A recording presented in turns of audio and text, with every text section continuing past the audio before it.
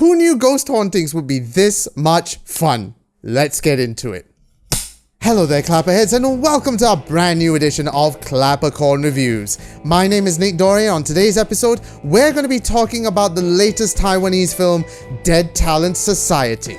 Now honestly, going into this film, I had next to no expectations for it, and I'm so glad because this film honestly would surpass any sort of expectations thrown at it. Set in a fictional underworld where ghosts can linger in the mortal realm by competing to haunt humans, this film follows a rookie ghost as she embarks on a journey to find her own uniqueness under the tutelage of a passionate agent and a washed-up diva. Right from the get-go, you know this is gonna be a good time. Director John Su has taken the concept of ghosts and turned it on its head, literally. This is unlike any sort of supernatural story that I've seen before. It's fun, it's vibrant, it's humorous, and it is quick as well. It's incredibly fast-paced, almost to the point that I'm like, is this an Edgar Wright film? Even if he wasn't inspired by Wright, you can tell there's a lot of influence from him. From the fast pacing and quick humor, there's a lot going on at you all the time, but it doesn't feel like a lot. Even though it moves very quickly, it is still very evenly paced.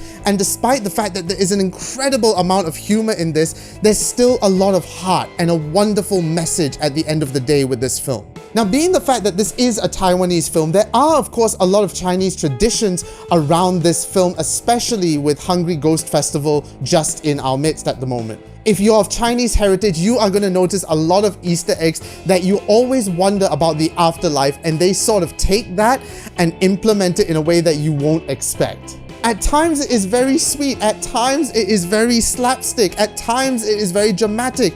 This is everything all rolled into one in a neat package.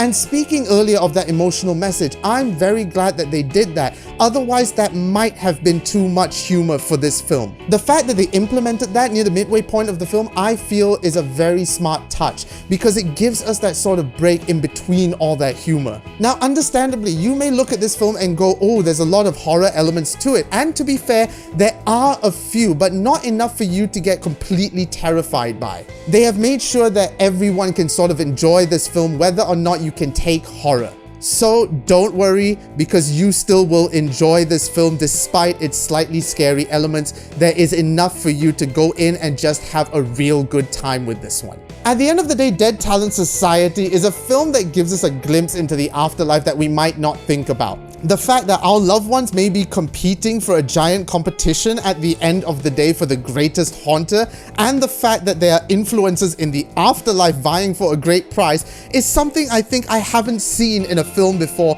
let alone a Taiwanese film. So do yourself a favor, Dead Talent Society is in Malaysian cinemas right now.